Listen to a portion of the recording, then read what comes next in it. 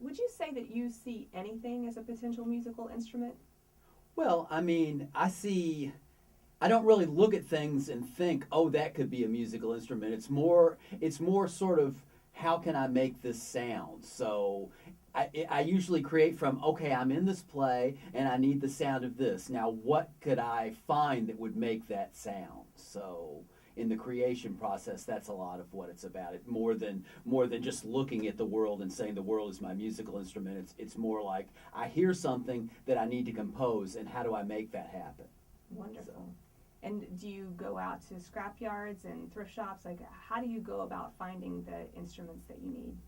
well, I'm on first name basis at Home Depot and places like that. Ace Hardware, thrift. I do a lot of thrift shopping and things. My wife Ann Cox is also a found object sculptor, so for us a good date is a jaunt around town to thrift shops and stuff. So, Fantastic. How long have you been working on this particular show?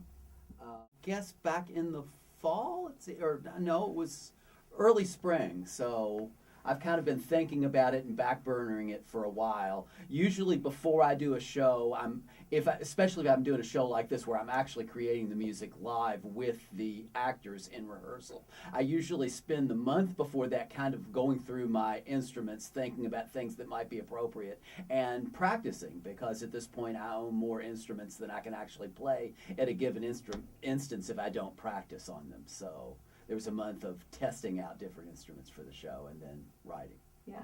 So can you tell us about particular shows that you've invented or used in a different way for the Navigator? In this show, the hard thing for me was that I couldn't really do much electronically because there's just not power everywhere in the goat farm. So I did a lot of things for kind of small, portable, battery-operated amplifiers. Probably my favorite one is that I really wanted to do theremin in this show, and I didn't have a way to run a theremin, so I ran it through a power supply so that I could clamp it to a bicycle and add a battery amp on the front of the bicycle. So I did a theremin bike, and that also allows me to get it around from space to space fast. So that worked out well for the show. Yeah, I remember when I came out to see a rehearsal, when I saw you before it was getting ready to get started, you were like, I'm exhausted, I have to run all over this campus. And you're right, you are in almost every scene. Yeah. You and help it well, fortunately I have Nicolette Emanuel helping me out, and she's a very good cellist, a very good musician, also plays accordion and guitar and synthesizer, which we don't get to use in the show. But we use her accordion playing a lot, her singing a lot, and her cello quite a bit. And she plays some percussion, some found object percussion as well. So it's great having help. But still, it is about a 3.5-mile walk every day just to set up the show, and about a 3.5-mile every day just to take the show down. So it's a workout. Wow, that sounds like a lot of work, but I think it's definitely paid off. Oh, thanks.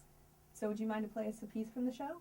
Sure, I'd love to. I'm going to play on an instrument I invented, which I call the coffee bomb. It's a coffee thermos, which is run through a fuzz tone pedal and into a battery-powered amp. Here you go.